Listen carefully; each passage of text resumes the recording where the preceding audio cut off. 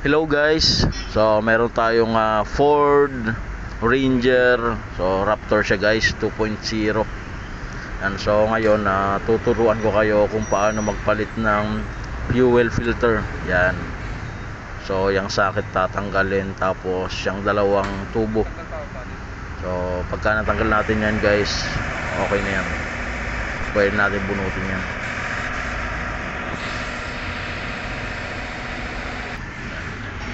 So ito guys, i-unlock natin dito sa socket nya. Tapos saka natin pipindutin o bunutin na natin.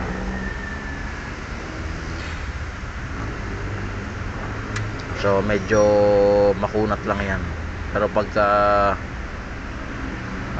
napwesto nyo na, so napakalambot lang yan.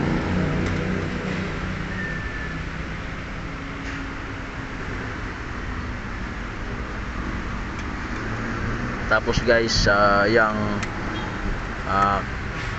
tox na yan, so tatanggalin din yan. Yan. O tapos ito namang dalawang socket sa tubo, o iangat lang natin yan kasi yan yung pinakang lock nya.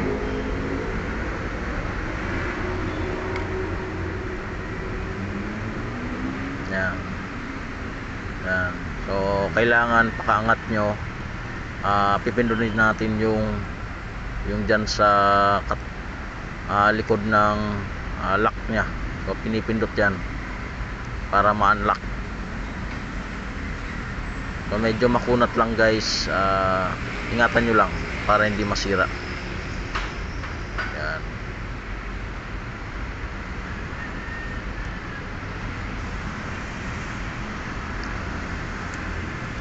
Yan.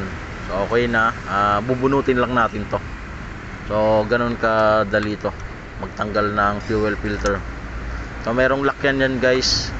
So lakyan dyan sa pinakang housing ng fuel filter.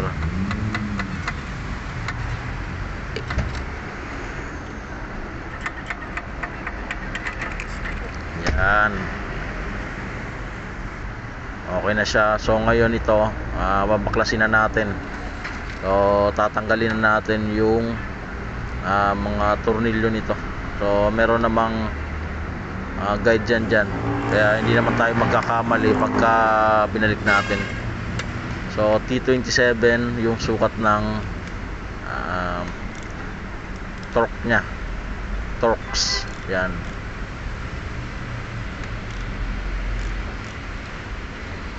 So pag natanggalan natin yan paikot, nandyan na yung pinakang fuel filter nya.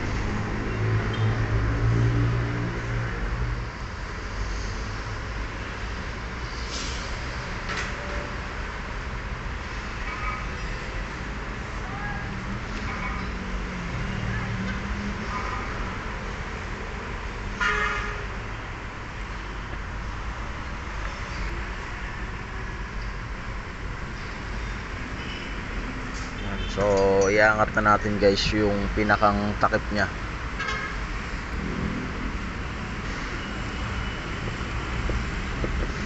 So dumikit lang yung o-ring nya, kaya medyo makunat. Yan.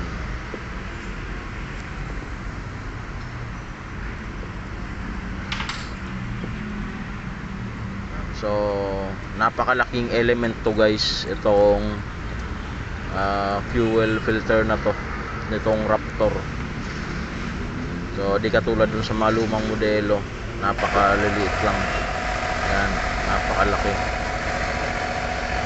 So kung makikita nyo, meron ng tubig Tapos guys, kung makita nyo yung tinanggal natin na fuel filter, talagang maitim na siya. Yan. So ito yung pamalit natin na fuel filter. So napakaputi. Tapos may kasamang o-ring. So tingnan nyo guys yung pagkakaiba.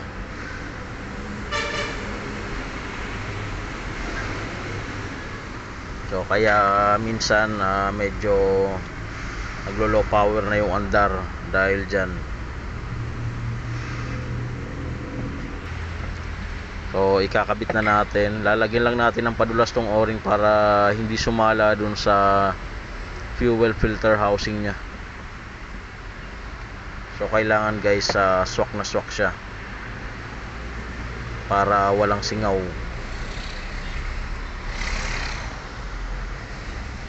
Tapos saka natin ibabaon. Yan, okay na. So lagyan din natin ng padulas dito sa gitna.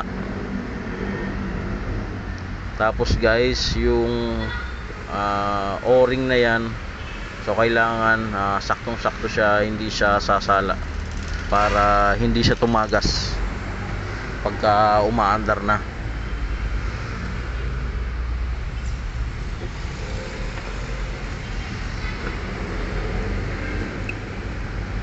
Yan.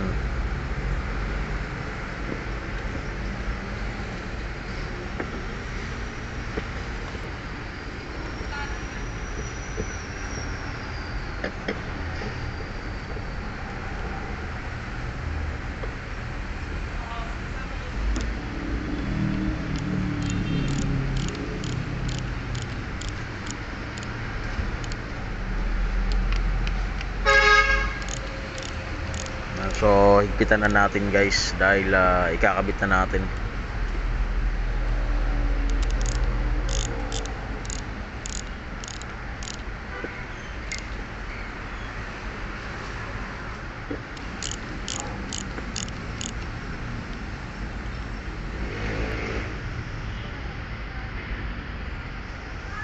So ikakabit na natin guys. Yan yung pinakang lock nya. So kailangan na tumugma siya. So kailangan mag-clip siya dyan.